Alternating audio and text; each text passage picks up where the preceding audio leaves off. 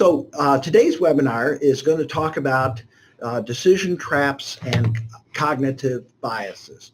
And the question here that we're asking you to think about is, are there decision traps and cognitive biases that affect your judgments?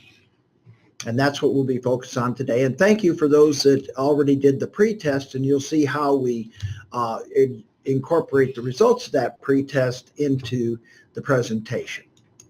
So first of all, I just want to let you know that the presentation is going to be easy to follow. There's not going to be any complex equations or calculations involved. So it'll be pretty easy and straightforward. Okay, the two topics that we're going to talk about today are decision traps, and the second are cognitive biases. So decision traps are ways of thinking that may not be as productive as we'd like them to be to help us make good decisions. And cognitive biases, they affect how we think about information and then how we use that information in our decision making. So when we talk about a heuristic or cognitive bias, what do we mean? Well, heuristics are just simple rules that we use to make our judgments and solve problems. And there's good reasons that we use those, right? They reduce the time and effort to make a decision, and sometimes they work very well. However, they often lead to systematic cognitive biases, and that we'll talk about that when we get to the cognitive biases. Some of the resources that I used in the presentation here are Decision Traps, this book here by Russo and Shoemaker. I used some of the research of Tversky and Kahneman on uncertainty and biases. Refer to Danny Kahneman's book, Thinking Slow and Fast, and then some of the ideas in the book we use on our course in decision modeling that's in our curriculum for both the MSOM and MSEM program. Okay, first of all, it's never too soon to learn about decision making. And here's one of my grandsons, and we've got him started in learning decision making and decision analysis. Okay, well, how do people make decisions? Well, one of the interesting things people talk about when they talk about their decision making is something you might call anatomical decision making. They say they use the seat of the pants, they use a gut reaction, they use a rule of thumb, they use top of the head, knee-jerk reaction, or they pull it out of some part of their anatomy. Almost every part of the body is mentioned except the brain. So that leads sometimes to these decision traps. And Shoemaker and Russo have talked about 10 decision traps. And we're going to go through each one of these and talk specifically about them and how we might want to avoid these decision traps. One of the first decision traps is called plunging in. I call it the Nike approach, right? Just do it. So sometimes we need to start our data gathering problem solving before people start their data gathering and problem solving before they fully understand the complete problem. So here's this probably well-known actor that says, I have no idea what I'm doing, but incompetence has never prevented me from plunging in with enthusiasm. So that's plunging in. The next one is frame blindness. What this means is we set out and we solve the wrong problem. And sometimes it's because we have the wrong mental framework, or it's incomplete or incorrect. So if we look at these three individuals here, they're trying to make a particular decision. They look around, and from the perspective they have, the decision looks pretty easy. Well, they step back a little bit and have a better understanding of the problem, and they start to begin to realize there could be some challenges. But they spend a little bit more time, and then they really understand the magnitude of the challenges they face. So when we say framing, we're talking about what is our frame, how do we look at the problems that we're trying to solve. So this is the next one is called lack of frame control, and this is when the problem is defined by a frame that's inappropriate. This is a famous chart used in engineering and specifically system engineering to talk about the different perspectives that different parts of the stakeholders have. So the first one here says how the customer explained the problem. The next one is how the project leader understood it. The next one is how the analyst designed it. The next one is what the programmer wrote. The next one is the business consultant described it. Then this is how the project was documented. The next one is what operations were installed. And then this is what the customer was billed for. And then how it was supported. And then perhaps what the customer really needed, right? So different frames. The next one is overconfidence in our judgment. Sometimes we rely too heavily on our assumptions and opinions, and it's easy to miss the factual information that's needed. And these pictures kind of depict this. Here's a cat approaching an eagle. This one is a weather person describing, and maybe they're not considering what the impact that's about to hit them are. This is General Custer, who significantly overestimated his own capabilities and that of his soldiers, and divided his troops in a critical battle that resulted in his and their deaths. And then this chart here just kind of depicts that sometimes perhaps the cost of our mistakes can increase as our level of overconfidence increases. So we could be overconfident in our judgment. We may be missing key facts or not thinking about how things could go bad. What could be the worst case that could happen, assuming that things are going to continue as they do now. This one is called short-sighted shortcuts. And it's relying inappropriately on rules of thumb and failing to avoid well-known cognitive biases. So in this cartoon, there's two individuals talking. This young lady says, "What do you want?" And the guy says, "I want to apologize." And she says, "What, really?" He said, "I read the thorough Wikipedia set of cognitive biases, and I realized I fell victim to omission bias, the forecasting effect, and selective validation, and I'm sorry." And she responds, "That really means a lot. Thank you." And he says, "Hold on. You were guilty of the big blind spot, the subjective validation, egocentric bias, fractional escalation, and self-serving bias, to name a few." And she responds, "I knew I shouldn't have dated a psychologist." And he says, "That's hindsight bias." So anyway, there's a lot of these biases. The next one is shooting from the hip. And the idea is that believing that we can keep and make quick decisions on all the decisions we face. And the idea here in this document, written up nicely in Kahneman's book on Thinking Slow and Fast, he talks about system 1 and system 2 kinds of decisions. So in system 1 decisions, you can make relatively quick decisions. You can understand the issue and make them.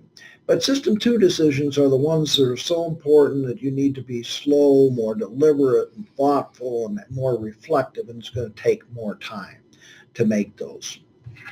So trying to understand when you can in fact make quick decisions and when in fact you need to be more deliberate, spend much more time, is important. Okay, the next one is group failure. You've probably heard of groupthink at some point. And the idea of this is that you assume that a group of smart people will automatically lead to good choices without managing the process. So this is like everybody following one person and just jumping off the cliff.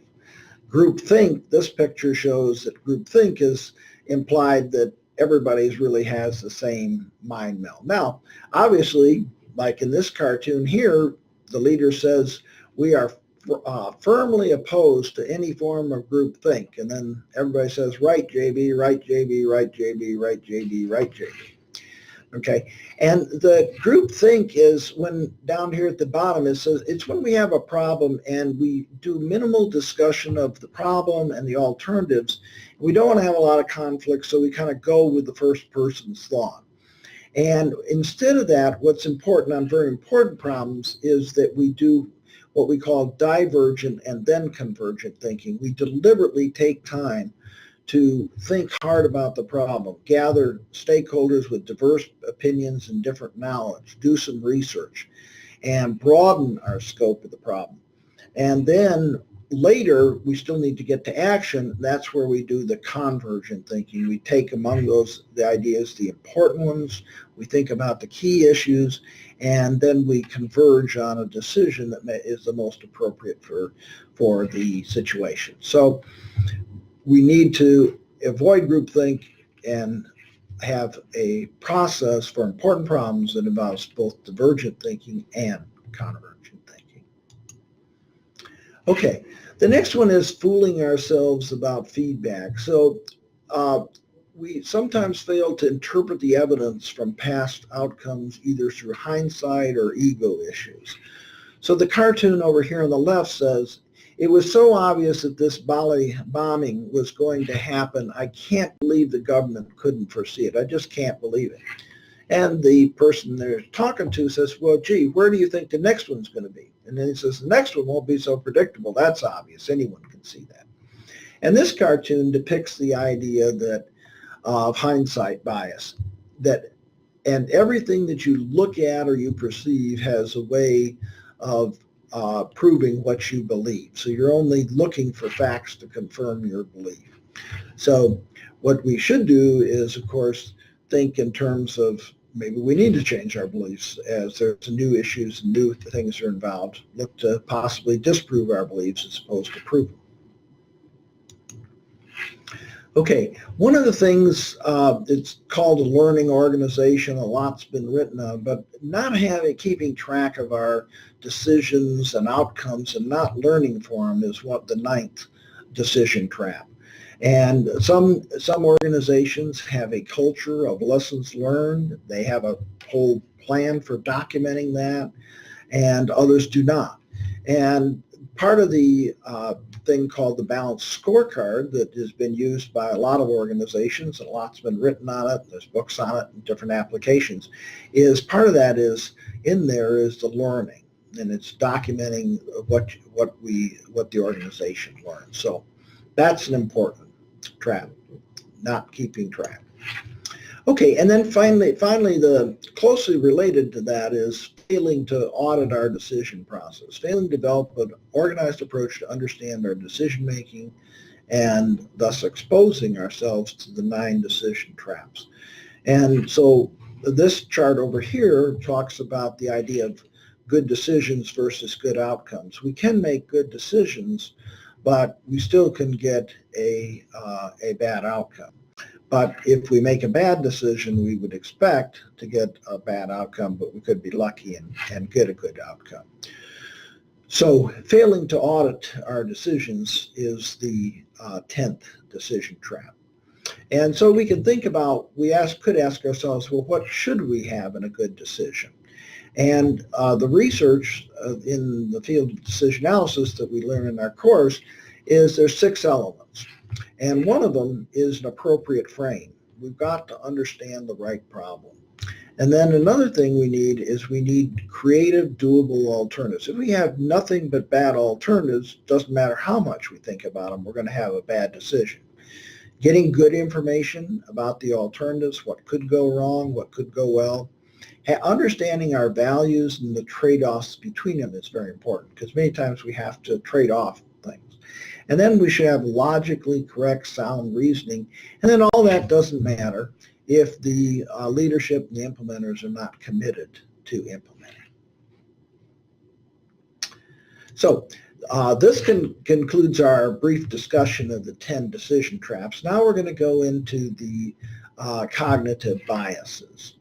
And there's a large number of cognitive biases. And here's the list of them. Cognitive biases are mental errors caused by simplified information processing that is consistent and predictable. And again, this is based on the work of Kahneman and Tversky. And if you haven't been exposed to these, some of these might be pretty surprising to you. So we're going to just talk about 5 of them: framing, representativeness, availability, anchoring, and motivational bias. So you were all given half of you were given a positive framing of this question, and half were given a negative framing. Now, the research says, it's called the framing, people react differently to a particular choice depending on whether it's presented as a loss or a gain. So in the positive framing, you were given a choice of a deterministic outcome, saving 200 lives, versus a probabilistic outcome. So there's no right or wrong answer to this, right? But on this negative framing, it was emphasized that 400 people would die versus the same probabilistic thing. So it's pretty obvious that both of these choices are the same. Yet the literature says that 72% prefer treatment A when we say the positive, but a equally high number support B when we say the negative. So let's next look at how our smaller sample did, and we're going to see that it had the same results.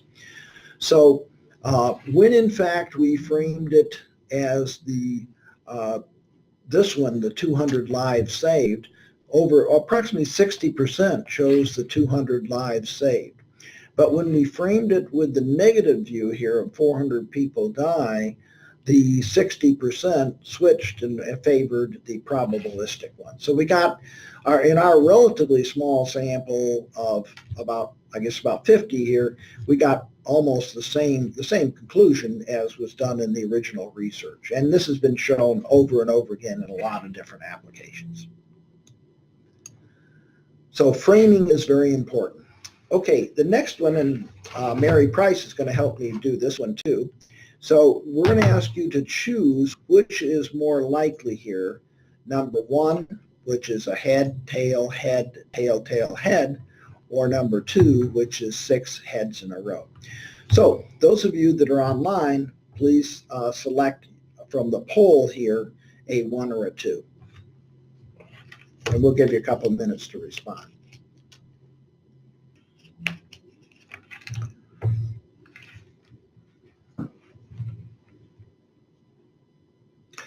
Okay, well, we'll move on. And so here's what we have for the results here. The 23 selected the first one and 6 selected the second one. Probabilistically, these two are exactly the same probabilities if the coins are fair and they're independent. So these two have the problem. But from a representative standpoint, we look at the number 1 and we think, gee, that's got to be more likely because number 2 looks like a really extreme event. But in fact, they both have exactly the same probabilities. So the bias here is that people draw conclusions based on representative characteristics that often ignore relevant facts or base rates. Let's go on to the next one. Okay, so the next one you're asked, we have another poll here. We have an individual that did research on CEOs and pet ownership as children. The survey reported a link between childhood pet ownership and career success. 94% of the surveyed CEOs owned a pet, a dog or a cat or both, as children, and the respondents said that they believed that pet ownership helped them build good character traits of a CEO. So which conditional probability is described here? So if you pick your choices here, and Mary's making these available to you, 1 or 2.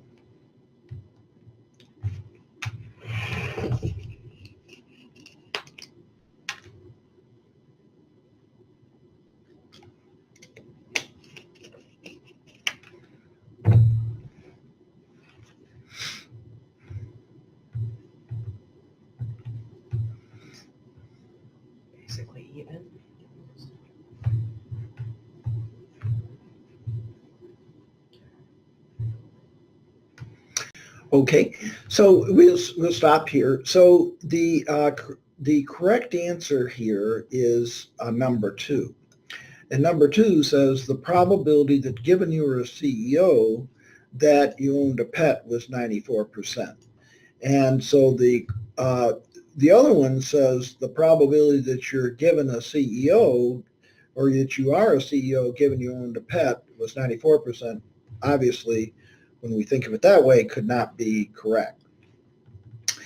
Okay, so sometimes, again, we read the words and stuff, but the representative gives us, we ignore important, relevant facts in our assessment. Next.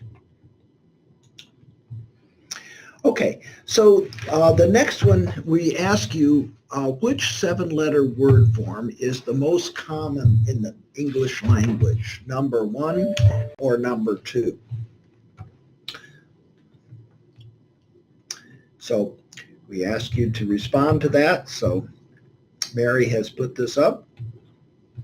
Number 2 gets more votes. However, number 1 is the correct answer. And the reason that number 1 is the correct answer is number 2 is a subset of number 1. So, however, what gets us here is the availability. That's the mental shortcut that helps we use inappropriately. So most of us would look at this and say, gee, I can think of a lot of different words that end in ing. So, and I'm having a hard time thinking of a word that has an N in the 6th position. But in fact, the correct answer is number 1 because 2 is a subset of 1. So, but the availability of the ing has affected us. Okay, let's go on to the next one. The next one is one that was in the pre-test that you did, and it's called anchoring. So half of you had this choice here, where the way it was presented is, suppose I randomly spin a probability wheel and get this result. Without checking the internet, you think the percentage of here is less or greater than of people of African countries in the UN is less or greater than 75. And then what do you believe the percentage of African countries in the UN is? And pick a number. Okay, so half of you were given 75. The other half were given 25. So the question we want to look at is, did a totally irrelevant spin of a wheel have any impact on your judgment about something that was the percentage of African countries in the UN? So let's look at the data. Okay, so amazingly, the answer is yes. And this has been shown over and over again. When we gave the one here where it was 25%, right, and we asked if it was greater than or less, and then we asked for a number, the average here was 29. When we used the 75% and asked the greater than less, the average was 38. Now you can see Mary has color-coded these so the highest numbers are in red, and you can quickly see that the people that had the 75% anchor, there were a lot more in red than the people that had the 25% anchor. So the finding and this has been repeated in many different applications, but the finding here is that arbitrary data can anchor our thinking. And the worrisome fact here is arbitrary data can anchor our thinking. What about data that is very correlated or very maybe minorly correlated but could have an inordinate impact on our thinking? So that's the idea of anchoring, a very surprising result. The next one we're going to do is motivation. So suppose you're a salesman and your belief about the next year's sales is shown in the following probability density. Of course, this means that in your mind, there's no probability it's less than 20, and there's no probability it's greater than 20. And then, as we know, the area sums to 1 in the probability distribution. But because we can only do discrete choices, we're going to ask you to pick one of those 5 choices. So if your boss asked you to give an estimate, that's your belief, and then please say the estimate that you're going to give. And you have a choice. Number 1 is 30, number 2 is 40, 3 is 50, 4 is 60, and 5 is 70. Just 1 second. Okay, so that's the results here. Now, let's change the question slightly. So we go to the next chart, and now suppose our boss instead says, we expect a very difficult year due to the economy. And if your sales estimate is not at least 60 million, you will have to lay off some of your salespeople. So what number do you give her? So please respond to the poll again. Okay, so now what we saw here is before we saw that the majority picked 50, right? And we now see the majority picked 60. And so this is a very common result. And so the issue is, depending on how we phrase the question, we get a very different answer. We can get a very different answer to a question. So it's very important to understand the motivation that people might have behind as we ask a question. Okay, and next chart. So as we think about all these in terms of our cognitive biases, again, cognitive biases are mental errors caused by a simplified or use of a heuristic information process. And it's consistent, and the literature says that it's predictable, and our small sample here of the people that have been on this presentation has confirmed the same kind of issues here. So the one question that I would like you to think about here is, how do we avoid these biases as individuals? And so I believe the first step to avoiding them is to understand them. So understanding what these biases are is very important. And if we understand them, we can see the signs. And of course, for many of us, it's easier to see the signs of these biases in somebody else besides ourselves. But hopefully we'll recognize these biases in our own processing of information, just like we hope we would recognize the 10 decision traps in our own decision making, but also in our organizational decision making.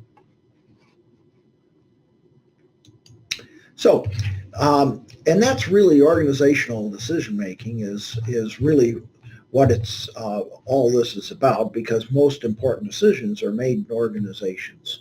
So what we try to recommend and in our courses and programs is to remember that organizational decision making is a social technical process.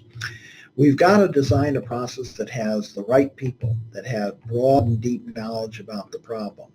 We need the right forum. We don't want to have groupthink and lock in. Sometimes we need more discussion, interaction. We need research. We need study. Sometimes we may even have to build models to develop intuition and even challenge our intuition. So some problems, the system 2 problems, are too complex to just make a quick decision. And we have to realize that we need the right duration. We need time to gather the information, process the information, and socialize the results within the organization. So this concludes the presentation. Hopefully, by hearing this presentation and learning about decision traps and cognitive biases, you'll be more alert to these and be able to avoid them in your own personal decision making as well as organizational. So I'd like to open it up to any questions, And Mary will assist me here, and we'll use the chat form here, and we'll look and see if there's been any questions, and then we'll give you a few minutes to propose any questions.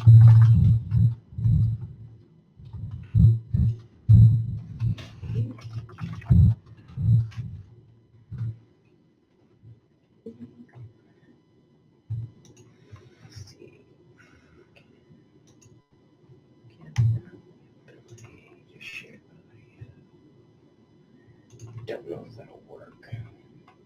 Do you want the questions to be typed in? Or? Yes. Okay. So if you do have any questions, feel free to type them in. And I may have just been able to give you the ability to share audio. So if you want to try audio, that would be fine. Yeah. Okay, we have a question. Are there strategies to address specific traps and biases? From John Hickey.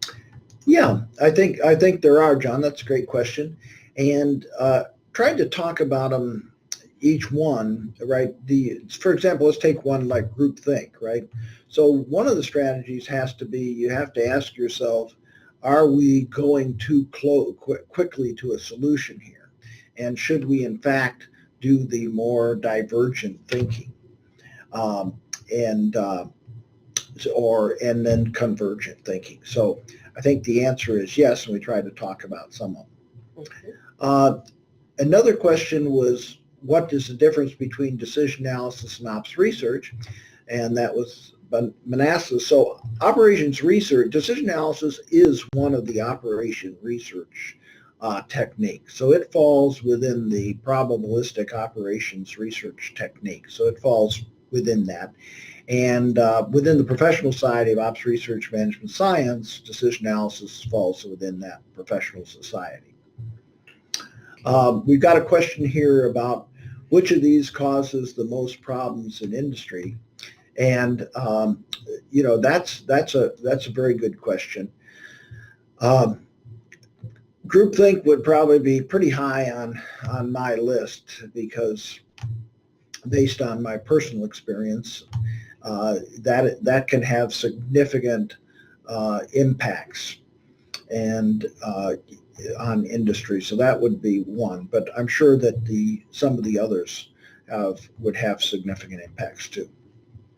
Okay. As a PhD student, how can I use my awareness of these biases to be a better researcher? Oh, that's a great question. Mm-hmm. And I think that, so research is about processing information, right? Because it's critical to you to process information, to put it together in a new way. So avoiding all the biases could be very important. For you not to just look for data, for example, that confirms your research hypothesis, look for ways of disproving it, and then maybe you can make a better research hypothesis that later do. Mm-hmm. Okay, what are practical tools that you can do to understand your cognitive biases? Mm-hmm. Well, Ramona, that's a great question, and I kind of did tried to have questions, right, that were representative, so you could diagnose the ones that you did. So if you got all the questions right, that would be the ones that we had tests on. That would be a great indication. But so those kinds of questions would be good examples. Mm-hmm. Then Chris asked about encouraging divergent thinking, followed by that. It sure beats striking out blindly, yeah. And the challenge is it's back to the system 1 and system 2, right? You've got to decide which issues are important enough and maybe things have changed enough that it's really worth the time and effort. Because you can't do this on everything, right? You can't. Some problems are so hard you need to call in. You need to have an unbiased person, a facilitator, help you think through this, right? And those are the ones that are really the most important. So that's good. As a global worker or traveler, it would be interesting to hear your feedback on cultural impact on these two issues. Yeah, that's interesting.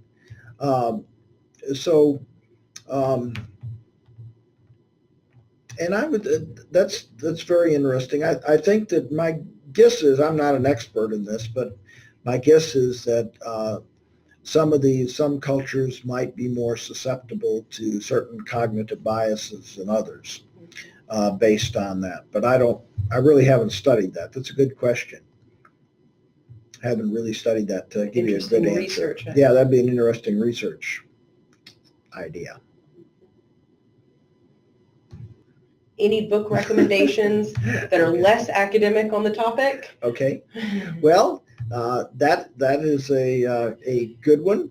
And so Terry Bresnick, who's one of my co-authors on the decision analysis book, has written a book that's written for non-academic office, and he'll be talking on that later in one of our webinars. So it's called The Focused Decision Maker.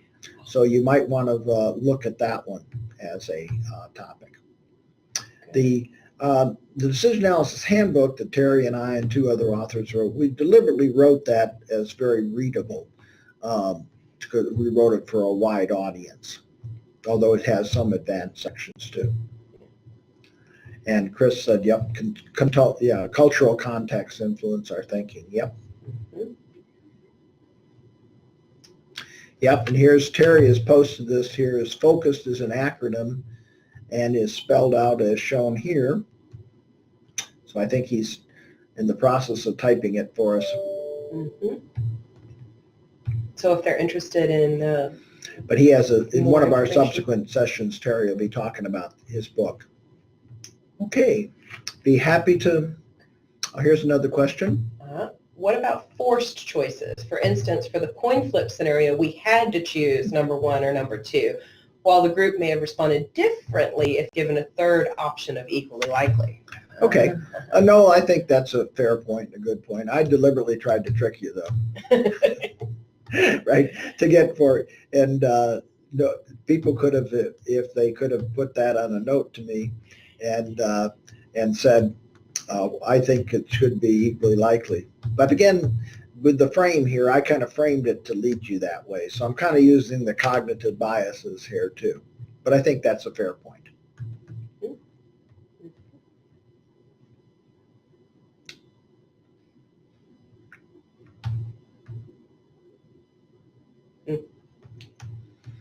Good illustration of inherent biases from Chris. Yes. Mm-hmm. Very good. Sangeeta says, yes, I thought those two were equally likely, but choosing one seemed more likely than 2. That's, okay. Mm-hmm. All right. And that's how framing the question can make you question. Framing the question can make it done. Yep. Same. Good. So a lot of people are really responding to that one, but it got a lot of people. Sure. Got their attention. Okay, do we have specific mathematical models that can be applied on data to make decisions in order to avoid biases? That's Manasa. Well, that's a good question. I don't know of any mathematical models that can be applied to data. We have to always be sensitive that the data could have been selected in a way because the way the question was framed that could have led to biases. So that's more of I think it's more of a data collection issue. How do we collect the data? Are we consistent? Have we picked an inappropriate frame for asking for our data? Mm-hmm. But that's an interesting question.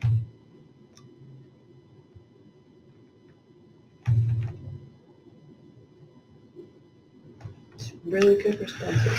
Okay, well, so I don't see any more. Here's one new one. How do these relate to game theory? Oh, it's great. That's good too.